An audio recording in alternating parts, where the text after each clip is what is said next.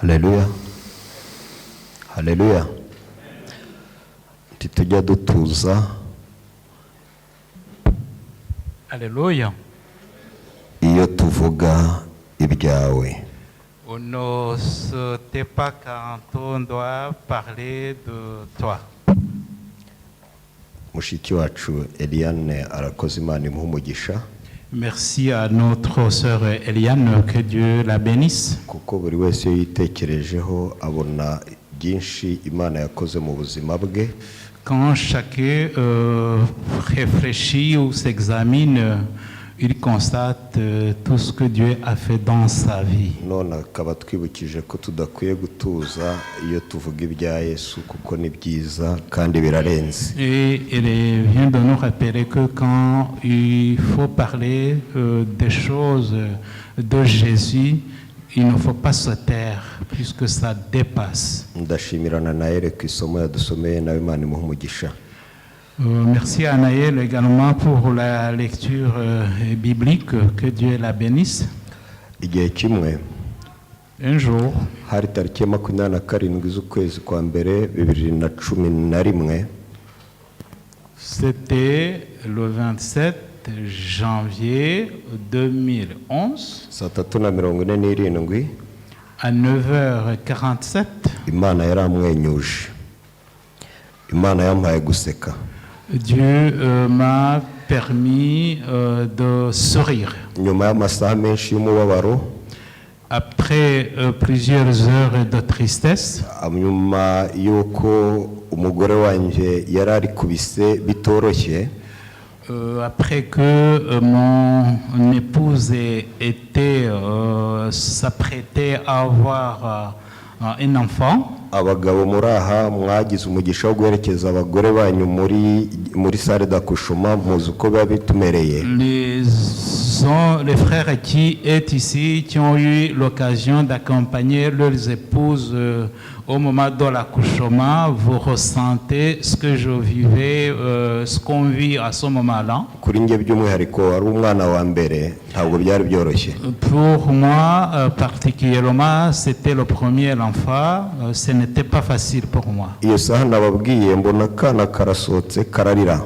À cette heure-là, j'ai vu le petit garçon naître en pleurant. Ibyari kwibaza ibibazo byinshi, kumva mu mutwe ntameze neza, bihinduka ibitwenge. Alors les questionnements ou les soucis que j'avais ont changé en joie.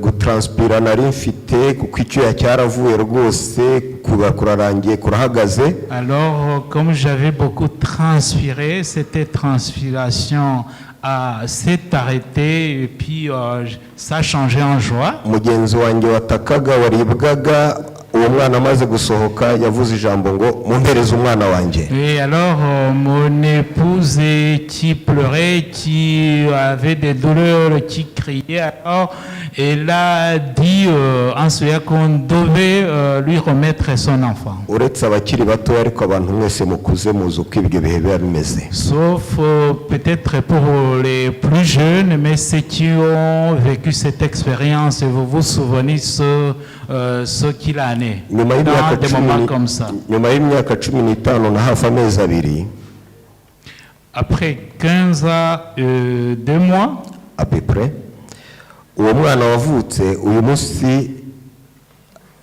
aranezeza. cet enfant qui est né à cette date, il me plaît aujourd'hui. Reka mbabwire, yavukanye santimetero zitarenze 50 n'imisago sinazibutse neza. Il était né avec une taille de quelques centimètres. Ariko iyo turi mu bantu tukagira ingorane yo kwifotoza aho ari. Mais quand on est en public ensemble et qu'on nous prenne une photo, niyo yaba hari abantu benshi bangana bate ntashobora kwifotoza iyo foto atambagaza iruhande. il ne peut pas, il fait en sorte que on prenne une photo étant à côté de Ibyo bintu natangiye kubyobserva hashize nk'imyaka 3-4. Ça fait 3-4 ans que j'ai observé ubwo yari arimo cette angera situation. amajanja ashaka kunsumba. Et alors, il voulait, disons, me mesurer se mesurer avec ma taille. Bwa mbere byaturutse mu kanwa ke agiye kumva numva mbwiye ngo papa uzi ko tureshya. Et alors, je l'ai entendu pour la première fois disant que donc on a la même taille. Mu by'ukuri nagize umunezero. Cela m'a réjoui. Ntabwo byagarukiye aho. Ça ne s'est pas arrêté là. Njyewe nta kindi nitayeho. Moi, ce qui m'intéressait, ahubwo uyu munsi wa none buri cyumweru byibuze mbwirwa santimetero amaze kunsumbaho kuko ntabwo tukireshya. chaque jour, maintenant, chaque jour, je remarque qu'il grandit plus que je le pense. Il y a toujours des centimètres de taille qui s'ajoutent. Uwo ni Yanive navugaga. Je parlais de Yaniv, Umuhungu nkunda. mon fils que j'aime. Ariko rero umunezero uba wuzuye muri njyewe tubivuga duseka kandi nabo banezerewe. La joie était remplie en moi et lui aussi il en est joyeux. Kuvuka aho byaca ahariho hose nuko byaza bimeze kose ni igihe cy'umunezero, ni igihe cy'ibyishimo. La naissance est toujours une joie, peu importe les circonstances, peu importe la situation dans laquelle on se trouve. Umwana yamaze kuvuka maze akarira kurira ko kwa mbere kuba kugaragarije abatuye isi ko hari ubundi buzima bushyashya buje kandi bugomba kwitabwaho. Quand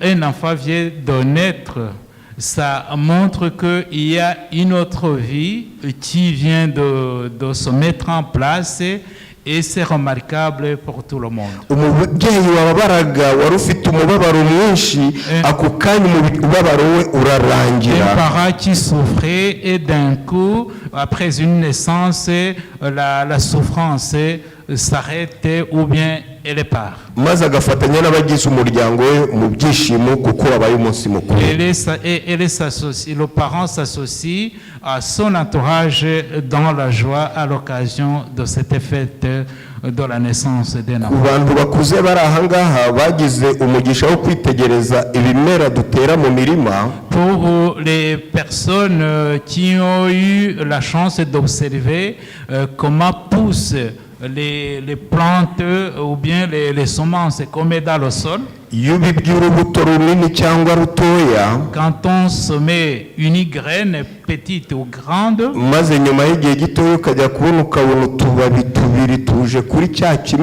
et qu'après un petit temps, tu vois les feuilles qui commencent à surgir sur la plante en question.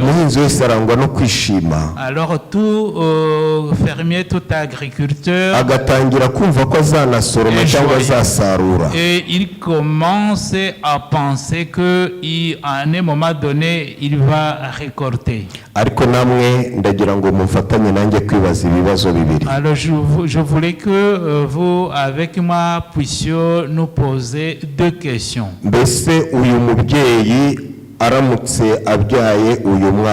Si son parent ou cette maman met au monde cet enfant, et que l'enfant ou le bébé ne sourit pas et qu'il ne tête pas, et que la maman l'allaite, et que le bébé ne grandit pas, ahubwo rugakomeza kwibera hahandi uko rwari rumeze rukivuka. Et il stagne et il reste comme il était né, sans même marcher à quatre pattes. Babyeyi muraha murabyumva ibyo mvuga. Les parents qui est ici, vous comprenez ce que je dis, puisque aucun parent n'aimerait à vivre cette situation. Pensez aussi à cet agriculteur. Le petite feuille qui poussait et qui l'a réjoui.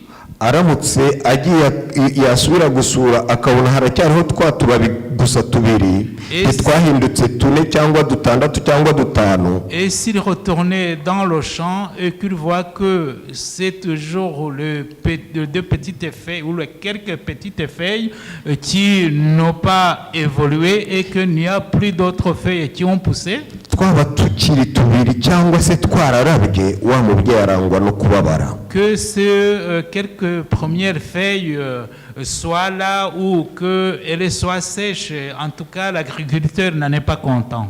Burya rero gukura mu buryo bukomeza kandi buhoraho, Grandir ou croître d'une façon continue et permanente, kandi ubwo buryo bwera imbuto ni ingenzi mu buzima bw'umuntu. et la croissance qui donne des fruits est très importante dans la vie de l'homme. Burya hatabayeho gukura, kuvuka nacyo ntabyo byaba bikimaze. Si il n'y a pas la croissance, la naissance n'a plus de sens. Burya gukura n'ubuzima mu by'umubiri ndetse no mu by'umwuka ni ibintu bibiri bijyana. Puisque grandir physiquement et spirituellement vont ensemble. Muri kano kanya tugiye kuganira amagambo avuga ngo gukurira muri Kristo. Maintenant, nous allons partager un message qui a comme titre Grandir ou croître en Jésus-Christ. Dusenge. Prions. Mana Data, Père, waratwimenyekanishije, tu t'es manifesté à nous, turakumenya, nous t'avons connu, tuguhitamo, nous t'avons choisi. maze byitwa kuvuka bwa kabiri. Et ça a été une deuxième naissance ou une nouvelle naissance. Ijuru ryarishimye nta gushidikanya, Le ciel a joui abahamya bari baduherekeje barishimye, natwe ubwacu twarishimye. et les témoins aussi en étaient joyeux et nous aussi nous avons eu la joie. Ariko se Mais kuva twavuka après qu'on soit né kugeza uyu munsi jusqu'à maintenant, turi hehe? où en sommes-nous? Ese twarakuze Avons-nous grandi cyangwa turacyari aho twari turi? ou on a stagné? Reka ibyanditswe byera bitumenyesha aho buri wese ari, Que les saintes écritures nous révèlent là où on est kandi bidutungira urutoki aho buri wese akwiye kwifuza kuba, et qu'elle nous montre là où on devrait être. mu izina rya Yesu. Au nom de Jésus. Amagambo yo gukurira muri Kristo ni rimwe mu mahame y'iby'abadivantisite twizera. Grandir en Christ, c'est l'une des croyances des adventistes du 7e jour. Abashaka kubyiga birenzeho bashobora gufata igitabo cy'iby'abadivantisite bizera bagahera ku ipaji 136 kugeza ku ipaji 149. Ceux qui veulent approfondir le sujet peuvent, je les renvoie dans le livre de ce que croient les adventistes, dans la page 136 kugeza ku 149 jusqu'à la page 149. Reka mbatangirire mbabwira ko burya ubuzima butangirana n'urupfu. Je voudrais commencer en vous disant que la vie commence avec la mort. Ariko ubwo buzima mvuga butangirana n'urupfu ni ubuzima bwa Gikristo. Mais cette vie qui commence avec la mort dont je vous parle, c'est la vie en Christ, c'est la vie avec Christ. Ndetse iryo ni ihame rukumbi, ni nayo mpamvu hatabanje gupfa ibikurikiyeho byose nta buzima. Cela est un principe unique. Puisque s'il n'y a pas de mort, il n'y a pas de vie. Cette mort se montre en deux façons. La première façon, c'est la mort de Jésus-Christ sur la croix. Parce que c'était mort nous permet de vivre, de revivre de nouveau. Parce que nous sommes libérés de l'esclavage de Satan.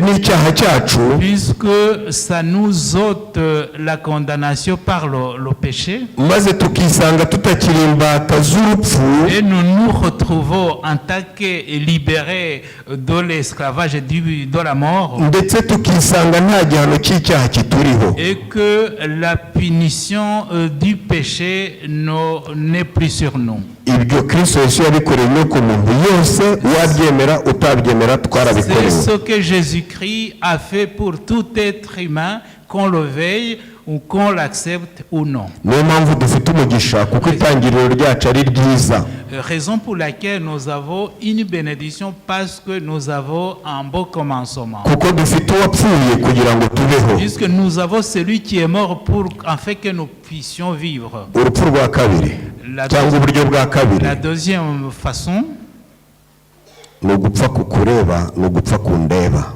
c'est la mort qui me regarde, qui me concerne, c'est la mort qui te concerne.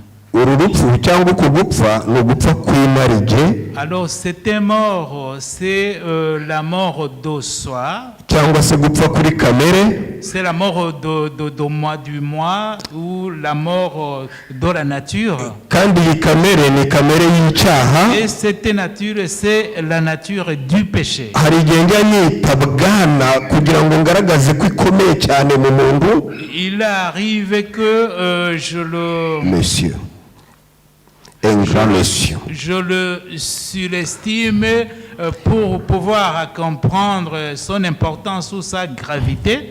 kandi nubwo nayise bwana, ishobora kwisanga, bwana kamere ishobora kwisanga no mu mugore no mu mukobwa. Si même je l'ai surestimé, on peut la retrouver dans l'homme, qu'elle soit femme ou garçon. kandi kudapfa kwayo bikaba bishobora gutuma habaho intandaro yo kudasingira iby'urupfu rwa Kristo Yesu rwafunguye. Sans que les mœurs, ça, on ne peut pas accéder l'importance ou les bienfaits de la mort de Jésus-Christ. Uko gupfa kw'inarijye La mort de la nature humaine kutubashisha gusingira ubugingo buhoraho Kristo Yesu aduha, nous permet d'accéder à la vie éternelle que Jésus-Christ nous donne. uko gupfa kw'inarijye C'était mort de la nature. kubasha gutuma ibyo Kristo Yesu yadukoreye, yakoreye no ku muntu, bibi byanjye bibi byawe. Mais nous permet de nous approprier ce que Jésus a fait pour toi et pour moi. Uko gupfa kw'inarijye C'était mort du moi ou bien de la nature humaine. nibyo bitandukanye umuntu wemeye gupfa kw'inarijye n'uwakomeje kuba kunamba ku narijye ye. Nous distingue de celui qui est mort du moi et de celui qui n'est pas encore mort du moi. Uko gupfa kw'inarijye kugira ingaruka. Et cette mort de la nature humaine ou du moi a des conséquences. Iyi ngaruka inyokomuntu iyo ari yo yose irayifuza. Et ces conséquences sont désirées par tout être humain. Nyamara ingorane ni uko iyifuza kandi itarabasha guhura cyangwa kurugera kuri iki kigero cya kabiri cyo kwemera gupfa.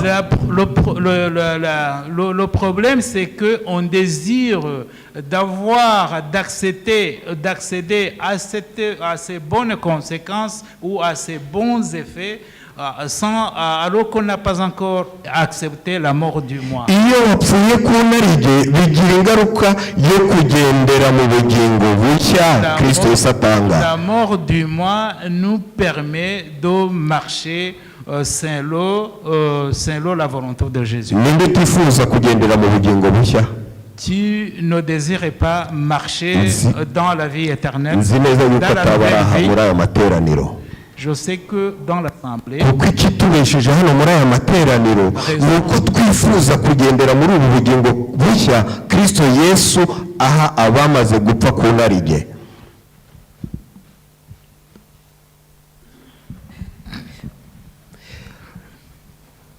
Ninde utifuza kugera ku bugingo bushya? tu ne veux pas avoir une nouvelle vie.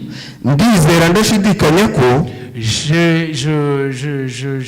J'espère, sans me tromper, umuntu wese uri hano que toute personne ici présente ari uko yifuza kugera kuri ubwo bugingo bushya désire accéder à cette nouvelle vie Kristo Yesu yaringanirije uwemeye gupfa ku ntarige. que Jésus a destiné à celui qui veut mourir dans son moi. Wa mwana nababwiye L'enfant dont je vous ai parlé yabayeho mu buzima bwe bwa cyana a vécu, akunda ibere. dans sa vie infantile, a aimé le sein maternel. Yaronkaga pe icyo kikaza. Il y tétait beaucoup. Kandi uko yonkaga niko yakuraga kuri twe twamurebaga. Et comme il tétait, Niko yakuraga kuri twe twamurebaga. il grandissait comme nous l'observions. Igihe gitoya kigeze Après un certain moment, yavuye ku ibere, yivanye ku ibere, il s'est sévré lui-même ahasigaye ibiryo biramunanira. et il n'a pas mangé facilement. Babyeyi, Parents, kugira ibiryo, avoir de la nourriture. Imana ikaguha umugisha ukaguha umwana, Et que l'Éternel t'a béni en te donnant un enfant. ariko akanwa ko kubirya k'uwo mwana kakazibwa.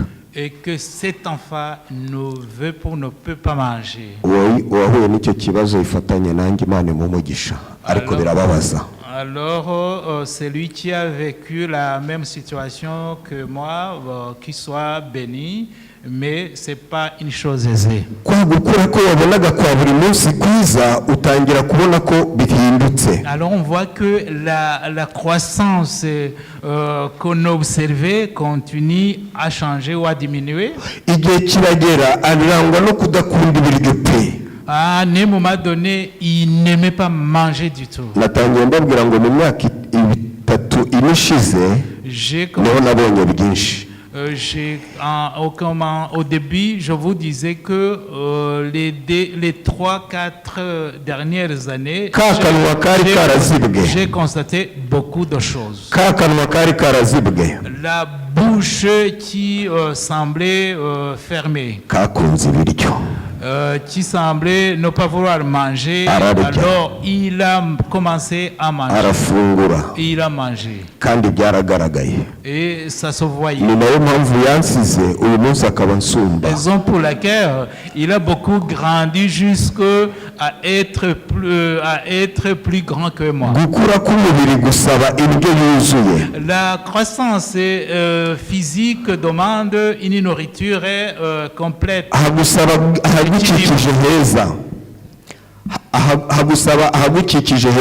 Et ça nécessite aussi un beau entourage ou un bel entourage. Et alors ça s'accompagne aussi avec l'éducation et la formation et une vie qui a un but.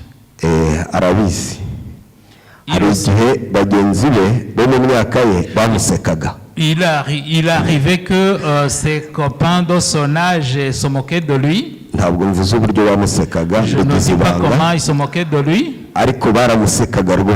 Mais il se moquait de lui puisqu'il représentait ce qu'il pensait de lui. Mais après avoir commencé à manger, ça s'est manifesté après.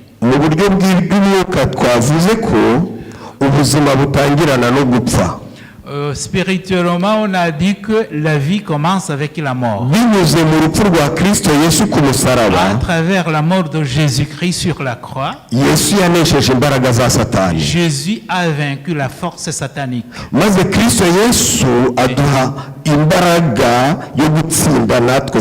Et Christ nous a donné la force et la puissance de vaincre Satan. Quand nous marchons avec lui, humblement et calmement,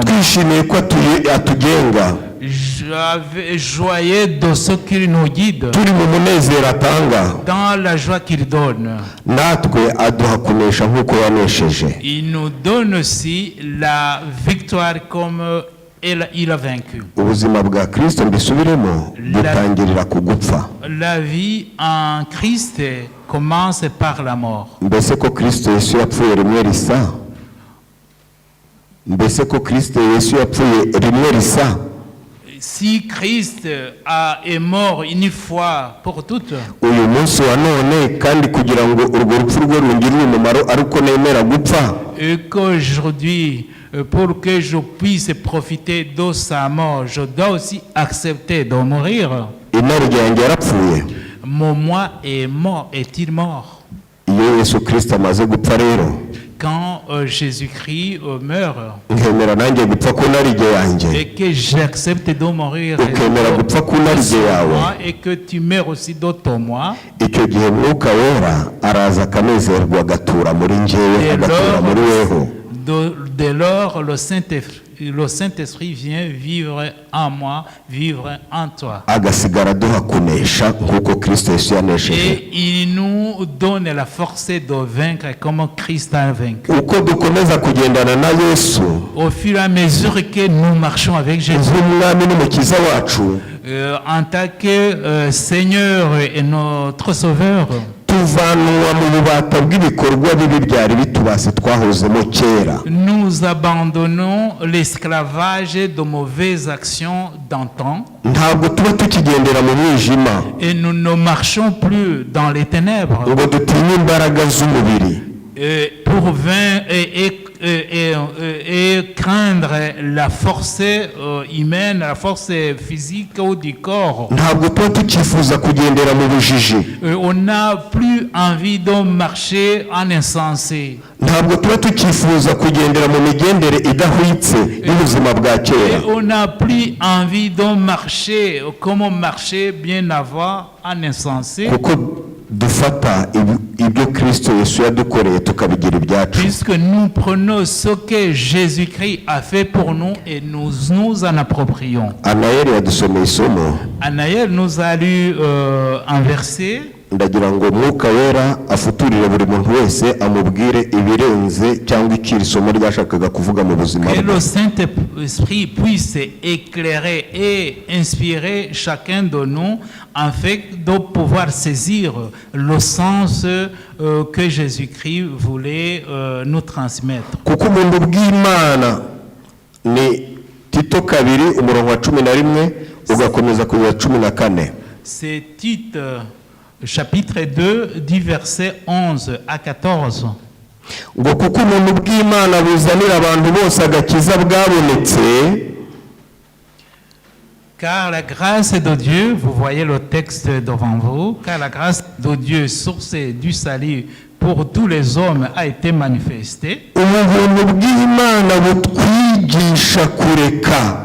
Cette grâce divine qui nous apprend à abandonner. Bana b'Imana, ndagira ngo muri Bibiliya yawe uceho akarongo cyane cyane ugace ku mutima wawe ngo kwigisha cyangwa kwigishwa kureka.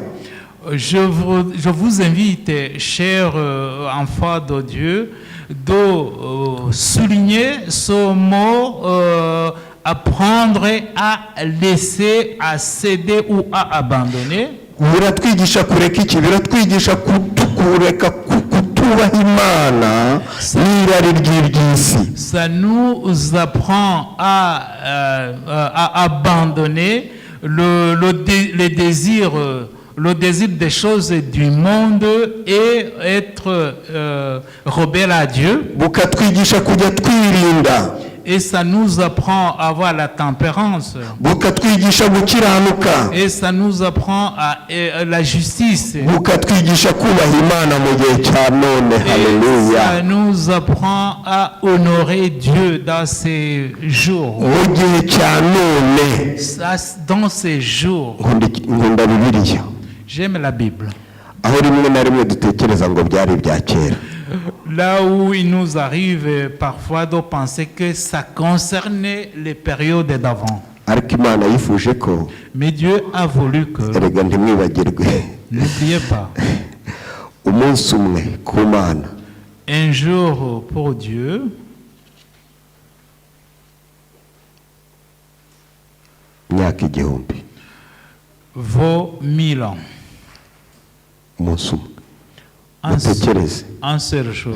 nta nubwo tubaho umunsi muri unite y'imana, nta nubwo tubaho uwaramye cyane ntabaho umunsi. Dans cette unité de mesure de Dieu, on peut dire qu'on ne vit pas jusqu'à un jour. imana yifuje ko mu gihe icyo ari cyo cyose Dieu a kubaho k'ubwo bwoko bwayo. Dieu a voulu que, en tout temps, pour son peuple, babaho biga kureka kutubaha imana. son peuple apprenne à abandonner la rébellion contre Dieu. babaho biga kureka irari ry'iby'isi.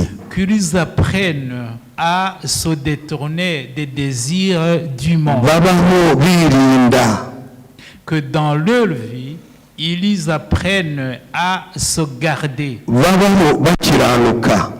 Qu'ils vivent dans la justice. babaho bubaha imana.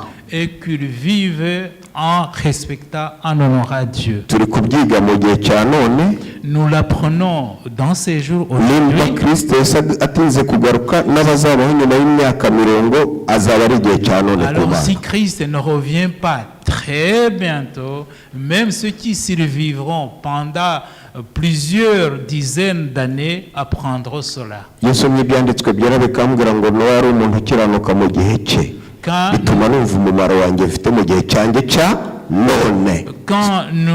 Quand je lis que Noé était fidèle à Dieu parmi les gens de son époque, ça me pousse aussi à penser comment je suis fidèle à Dieu dans mon époque. navuze ko dusurinya amagambo kwigisha kureka. Je vous ai invité de souligner le mot kwiga kureka. apprendre à céder ou à abandonner. iyo umaze gupfa urupfu rwo gupfa kw'inarijye, Quand on vient de mourir de son moi, ugira ngo usingire ibyatumye kristo yose agupfira, pour accéder à ce qui a poussé Jésus-Christ à mourir pour nous, ugomba kwemera kujya mu ishuri ry'imana. tu Haleluya. dois accepter d'aller à l'école de Dieu. ishuri ry'imana ni ishuri ritandukanye n'amashuri yose abaho ku isi, akomeye cyangwa yoroheje. L'école de Dieu est différente des autres écoles qui nous entourent et que nous voyons dans le monde actuel. kuko iyo urebye abantu b'imana n'uburyo imana yagiye ibabaho ikabigisha, Quand on voit la vie des hommes de Dieu et comment Dieu les a enseignés, hari igihe uvuga uti mbese mu bwami bwo mu ijoro abantu nibavuga ibyo baciyemo, harya ngewe ikivugo cyanjye kizaba ikihe? alors il arrive qu'on puisse penser ce qu'on dira au ciel quand les autres sont retentés de raconter ce qu'ils ont traversé dans l'école de Dieu. ngatekereza ko nisanga ndi gusibira bidaturutse ku ikosa rya mwarimu, kuko mwarimu ni imana, ahubwo biterutse ku nyifato ngewe ngira. On se retrouve en train de redoubler ou de refaire l'année sans pour autant que ce soit la faute à l'enseignant, mais à cause de l'élève que je suis. Pawulo ati dutegereje ibyiringiro ku murongo wa 13. Au verset 13, Paul dit qu'on attendait la bienheureuse espérance. ibyo byiringiro byo kuzaboneka k'ubwiza bwe bwa Kristo Yesu, Et la manifestation de la gloire du grand Dieu et de notre Sauveur Jésus-Christ. ari Imana yacu ikomeye n'umukiza wacu, Donc, du grand Dieu et de notre Sauveur Jésus-Christ. watwitangiye kugira ngo aducungure. Au verset 14, au verset 14, qui s'est donné lui-même pour nous, afin de nous racheter de toute iniquité. baretse mze uretse ngo aducungure de nous racheter, mu bwiza de nous racheter de toute kuko iniquité. twari ibitangaza, Parce que nous kuko étions, twari tubikwiye. puisque nous reméritions, puisque nous étions spéciaux. iri somo ndigeraho ngahinda umushyitsi, Quand je lis ce passage, je tremble. ngo aducungure mu bugome bwose. Pour nous racheter de toute iniquité. kandi yuhagirira abantu kugira ngo babe ubwoko bwe, Et qu'il purifie son peuple afin qu'il lui appartienne. ubwoko bugira ishyaka ry'imirimo myiza. Donc, un peuple qui a hâte de faire de bonnes œuvres. hari abantu batekereza ko iyo biyeguriye Imana Il y a des gens qui bahinduka ibitangaza. pensent que quand ils viennent s'abandonner à Dieu, ils deviennent des gens spéciaux. igihe kimwe Un jour, umuntu yagiye kubaza abantu, arabaza ati harya ngo nawe uri umukizwa?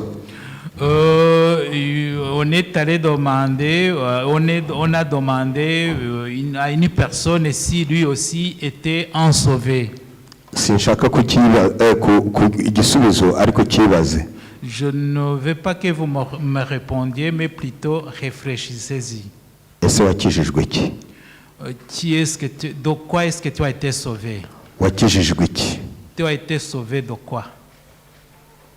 tukajyaho twarakijijwe ni byiza. Et on est en train de déclarer qu'on a été sauvé, c'est une bonne chose. ariko Tofili yavuze ko yakijijwe hashize imyaka 20, aracyari Tofili, nyamara aracyaririmba ngo arakijijwe. Mais Théophile, qui déclare qu'il a été sauvé il y a depuis 20 ans, mais il reste toujours le même, la même personne. turi kwiga icyigisho kivuga ngo gukurira muri Kristo. Nous sommes en train de voir ensemble le message qui a comme titre Grandir ou croissance en Jésus-Christ. gukura n'ubuzima birajyana.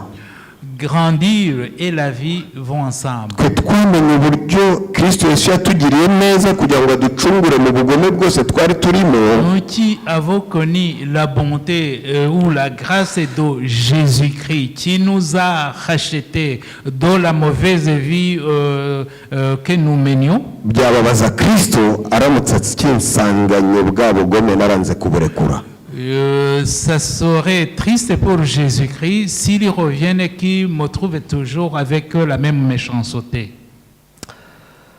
Tangiriro 13:8 nkunda igitekerezo gihari cyangwa se 13 hose abasomyi mujye gusoma. Dans Genèse 13 verset 18. verset 8 ariko guhera ku gice cya 13 hose mujye gusoma. Tasanga umugaragu w'Imana Aburahamu cyangwa Aburamu. Lisez Genèse chapitre 13 à partir du verset 8, là où on nous parle du serviteur de Dieu, Abraham. yohereye kuri 12 bakubwira Aburahamu Imana imuhamagara ngo nave agende. À partir du verset 12, on voit la père d'Abraham qui devait quitter son pays. muri icyo gice cya 12 Aburahamu aragiye. Alors, c'est dans le chapitre 12 dont on nous parle, la père d'Abraham. Alors, Abraham part. Aburahamu agiye maze uwamwitegerezaga mu muryango w'abugufi cyangwa se wari umuhungu we Loti aramureba abona igikorwa akoze ni cyiza. Quand Abraham se mettait à partir, à quitter un parent qui l'observait d'une autre route a apprécié cet acte. abonye ko igikorwa akoze ari cyiza nawe amwoma inyuma aragenda aramukurikira. Quand Lot a apprécié la décision d'Abraham, il a suivi aussi. Il est parti avec lui. Aburahamu ntiyigeze abaza Loti uri kujya hehe ko ari njye nahamagawe urankurikira ujyahe. Abraham n'a jamais demandé à Lot pourquoi il le suivait alors que c'était lui-même et seul qui avait été appelé. maze aramubwira ati ngwino tugende. Il lui a dit viens, on part. baragenda Ils sont partis. batazi iyo bajya niko ibyanditswe byera bitubwira. Les Écritures nous disaient qu'ils allaient sans savoir où ils devaient se rendre. ariko Aburahamu kuko n'ubundi yari umutunzi yari umukire ahagurukana n'abagaragu be n'abaja be n'amatungo ye. Comme Abraham était un riche de son époque, il est parti avec ses serviteurs et ses servantes. maze na Loti amukurikira gutyo n'amatungo ye. L'autre l'a suivi comme ça avec aussi son troupeau. Imana yari yarasezeranije Aburahamu umugisha ko izamuha umugisha. Dieu avait promis la bénédiction à Abraham. ko izamugira sekuruza w'amahanga yose.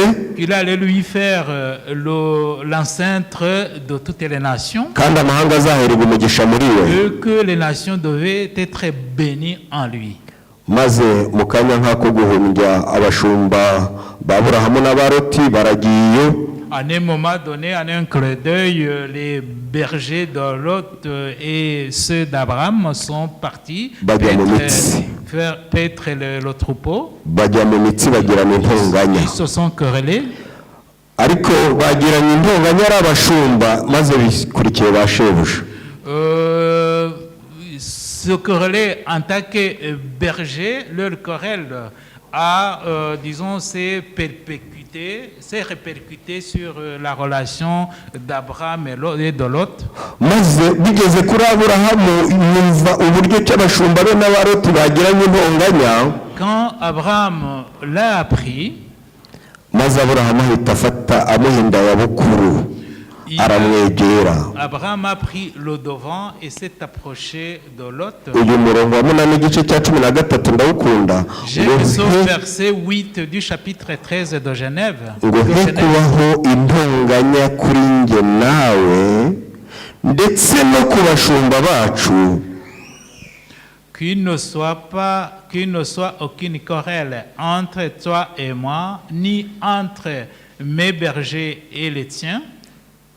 kuko turi Parce que nous sommes. kuko turi iki Parce que nous sommes. kuko turi ko mutavuga iryo somo ndimurizi Que nous abavandimwe. sommes des frères.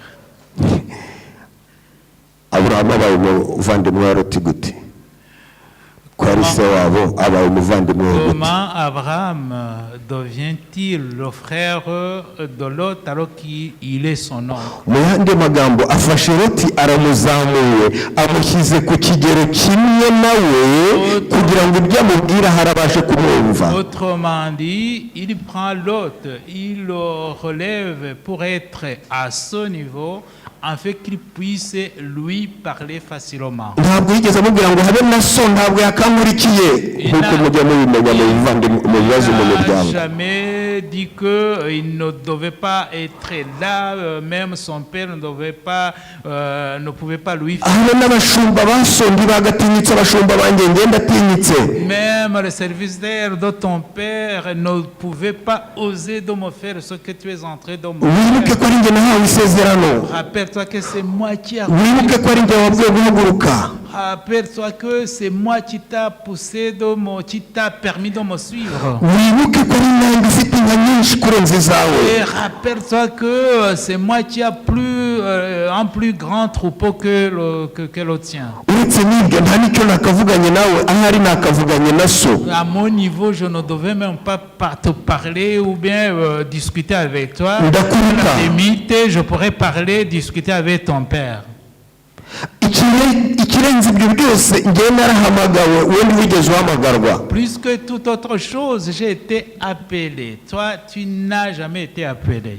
izo zari impamvu zifatika Aburahamu yari afite ari gukubitisha Loti. C'était des raisons dont disposait Abraham pour convaincre ou pour rabaisser Lot, Loti agaceceka pour le faire taire. ariko aramuzamuye ati he kubaho intonganya hagati yanjye nawe. Mais dans l'humilité, il s'est adressé comme un égal à un égal. ndetse no ku bashumba bacu.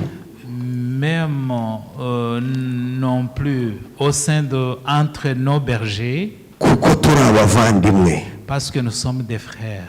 burya rero mu kibazo Dans un conflit, byarashobokaga rwose ko il pouvait être possible ko Aburahamu amubera akaga, amubera ibamba, que Abraham tienne la tête à Lot. ariko amukorera ikintu gikomeye, aramuharira. Mais il lui a fait une grande chose, il a cédé. Aramubwira ati kuko turi abavandimwe. Et lui a dit, puisque nous sommes des frères,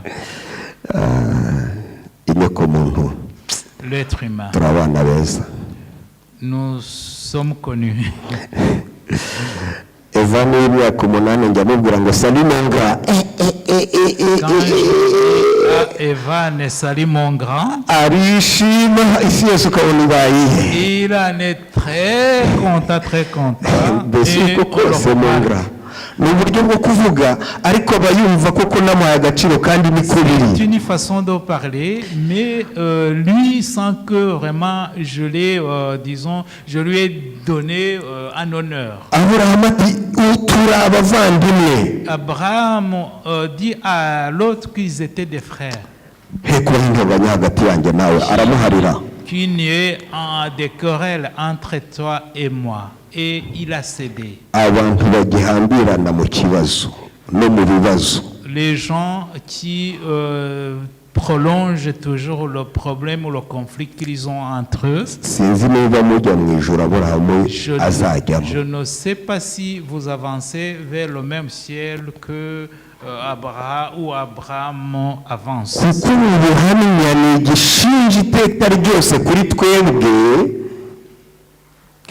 kuko ubu buhamya Puisque ce témoignage buracinja mu gihe tudashobora kugera ku birenze by'Aburahamu yagezeho. nous accuse chaque fois que nous ne voulons pas atteindre le même niveau qu'occupait Abraham. Ngo Loti arebye ukuntu ikibaya cya Sodomu na Gomora kimetaneta kimeze neza, hari ubwatsi bwiza, ati mpisemo Sodomu na Gomora, aragenda. Lot, après avoir observé la beauté du paysage dans les vallées de Sodome et Gomorrhe, choisit d'aller à Gomorrhe. Maze amaze kugerayo inka ze ubutunzi bwe buriyongera koko. Après s'être installé là, son troupeau a grandi. Ariko igihe kiragera haza abantu bamugabaho igitero, bamujyana mpiri ndetse n'abashumba be n'imitungo ye yose. À un moment donné, il y a eu une attaque par des personnes qui ont tout pris. Twageze mu itangira igice cya 14. On est dans Genèse chapitre 14. Uwabazi yamuraza yirukanka yahagira agera kuri Aburahamu ati wa mugabo Loti bamufashe mpiri n'imitungo yose bajyanye. Et alors il y a eu quelqu'un qui est allé demander secours à raconter ce qui s'est passé à Abraham, et il lui a dit que les ravisseurs sont venus et ont pris Lot et toute sa famille et tout ce qu'il possédait. 14 haravuga ngo Aburahamu yumvise ko mwene wabo. Genèse 14 verset 14. Aburahamu yumvise ko mwene wabo yafashwe mpiri. Quand Abraham a appris que son frère a été capturé, ahita afata abantu 318. il a mobilisé 318 personnes. Maze baragenda bararwana, bagaruza Loti, bagaruza amatungo ye. Ils sont partis combattre et ont pu libérer Lot, sa famille et tout ce qu'il possédait. Abasomye Ceux qui ont lu. Aburahamu ageze amubwira ati wa mwana utumva. Abraham n'a donné aucune remarque à Lot pour lui faire comprendre que ce qui résultait du fait qu'il s'est séparé en disant voilà, tu t'es séparé de moi, on t'avait pris pris en otage et voilà maintenant uri umunyetiku nk'abashumba bawe te libérer jusqu'à quand tu n'écouteras pas. Toi, tu es une polémique comme tes bergers. ntigeze ajya muri ibyo. Il n'a pas dit cela. Ibyanditswe byera biravuga ngo Les Écritures, yumvise ko mwene wabo yafashwe, après avoir appris que son parent a été capturé, ahita aragenda ajya kumugaruza. il est parti pour le libérer. Wiyeguriye Imana, imyaka iyo ari yo yose waba umaze wariyeguriye Imana, Tu t'es donné à Dieu, peu importe le nombre d'années que tu viens de passer dans la main de Dieu. ariko hari birashoboka ko wari ukinywa n'inzoga, Peut-être que tu buvais de l'alcool, ariko Imana yari inejejwe no kukwakira kuko wari uhisemo mais neza. Dieu était tout content de t'accueillir parce que tu venais à lui. Icyo gihe no kuzigura hari byashobokaga ko byari bishoboka no kuba byanagorana. Ça pouvait être difficile pour toi de pouvoir accepter la perte de Dieu. Uyu munsi Imana ikaba yaraguhaye ubushobozi bw'umutungo nawe cyangwa njyewe nkawujyana mu bupfayongo bwo kugura inzoga.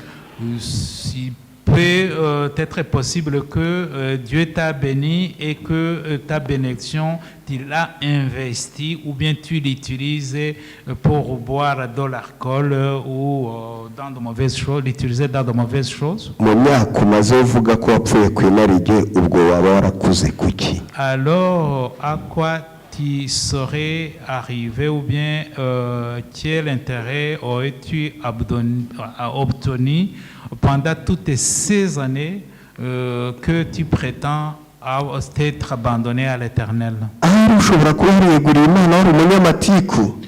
Tu peux avoir accepté la perte de Dieu étant une personne qui aime des conflits. Imyaka maze buri wese ayizi, ariko uyu munsi wa none byaba bibabaje nisanze nkiri umunyamatiku ntarigeze nkura. Alors ça serait lamentable de voir qu'après tant d'années m'étant abandonné à Dieu, je reste toujours quelqu'un de conflictuel.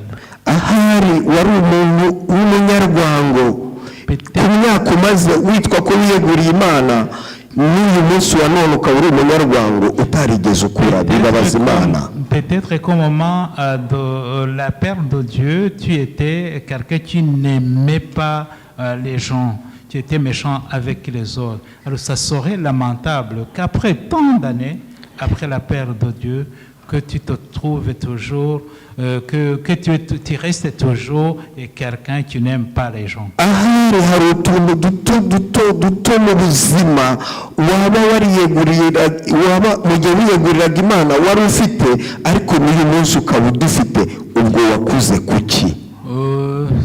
Ça pourrait aussi être possible qu'au moment de la perte de Dieu, tu étais quelqu'un qui était caractérisé par de petites histoires malsaines.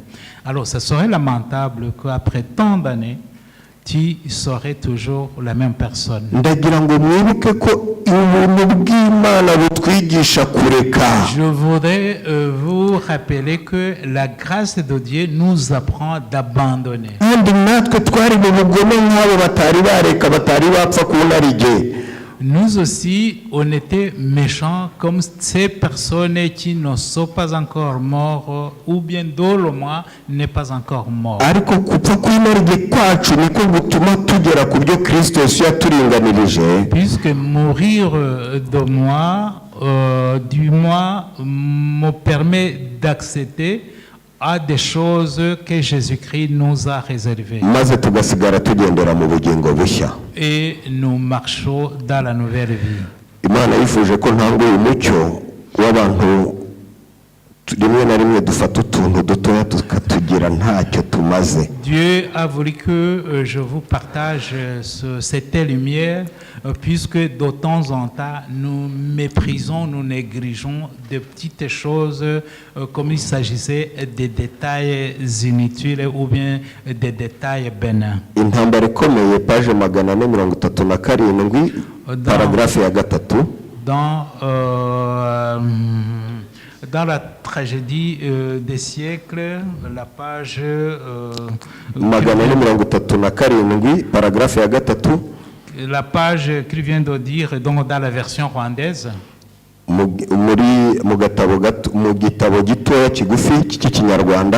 le petit livre en Kinyarwanda, la servante de Dieu a dit: Satana atuma abantu benshi bizera ko Imana itazita.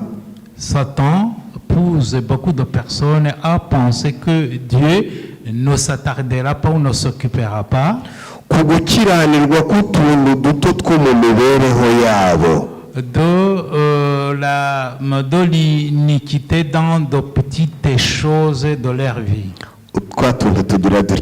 C'est pas grave. Dans des choses que nous négligeons en disant que c'est pas grave. Qui est derrière tout ça? Qui est derrière tout ça?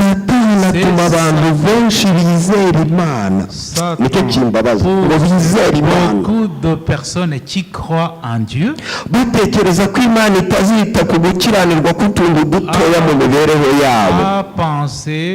à penser que Dieu ne se préoccupera pas ou ne s'attardera pas sur de petites mauvaises choses. Mais l'Éternel montre qu'il ne passera pas dessus, qu'il ne manquera pas à punir le mal, peu importe la taille, comme il a fait dans le cas de Jacob. Ceux qui se pressent à donner des justifications ou à cacher leurs péchés, maze bakemera ko bakomeza kugaragara mu bitabo byo mu ijuru, et accepte de continuer à apparaître dans le livre céleste sans que leur péché soit repenti et pardonné. Ils seront donc dans le jugement, ils perdront.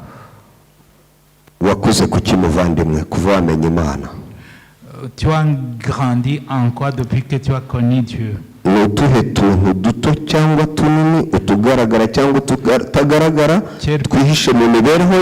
petites mauvaises choses visibles ou non visibles caches-tu dans ta vie?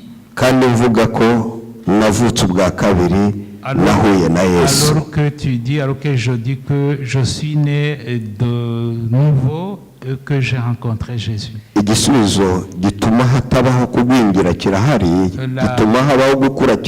La réponse à la non-croissance est là. Donc, le remède, c'est manger ou consommer une alimentation équilibrée. Alors, cette nourriture, ces aliments ne se trouvent que dans la parole de Dieu, sans mélange, sans mélanger pour alléger,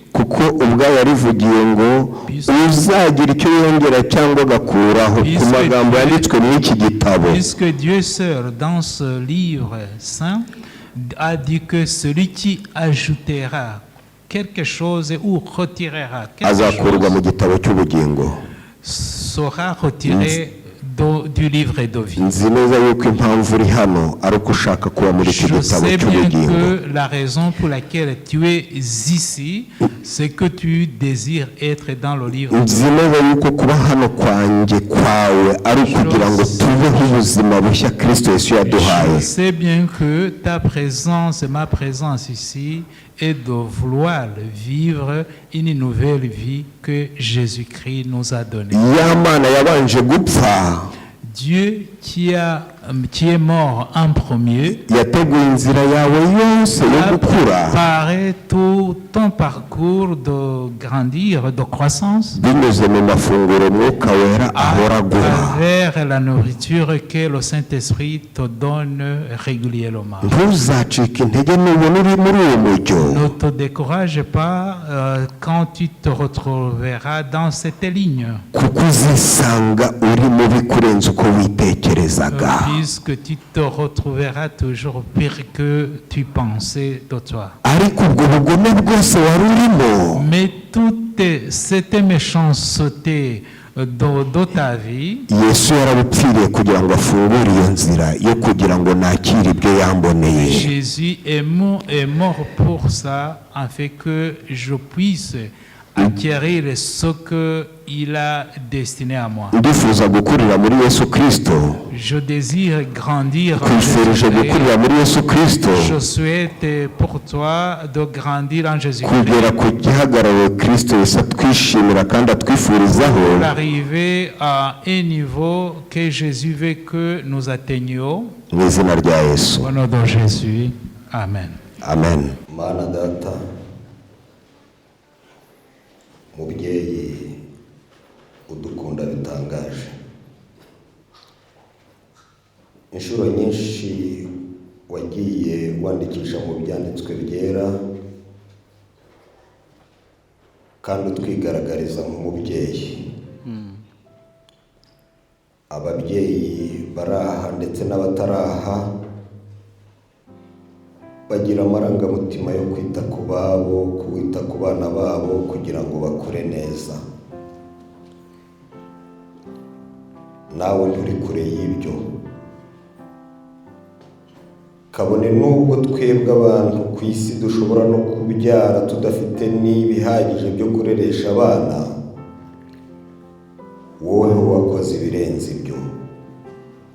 Uri umubyeyi udasanzwe, kuko waturemye mu ishusho yawe, waraturinganirije kuzaduha ubugingo buhoraho. Satani gica araza ashaka kudukuraho. Ni nayo mpamvu iyo tukumenye tukamenya uburyo ugira neza atatuvaho, yifuza guhora tuziritse. Ariko twebwe twaje hano mu nzu yawe tutifuza kurimbuka, ahubwo turifuza kubaho. Uri Imana itanga kubaho, uri Imana itanga ubuzima. Ndasabye ninginga mu izina rya Yesu kugira ngo umwana wawe wese uri hano umuhe ubuzima bushya, ubuzima bugendera muri gahunda yawe, ubuzima bukura mu by'umwuka, kurinda tugeze ku gihagararo cya Kristo Yesu. Uburyo twagwingiyemo, uburyo tutakuze kandi twarakwiyeguriye kose, ubitubabarire, uduhe gutangira bundi bushya, kuko wapfuye rimwe risa. Uruhare ni urwacu rwo kwemera gupfa kuri kamere y'icyaha, rwo kwemera gupfa kw'inarijye, kugira ngo tubashe kubaho mu mujyo w'ibyo waturinganirije tugendera mu bugingo bushya.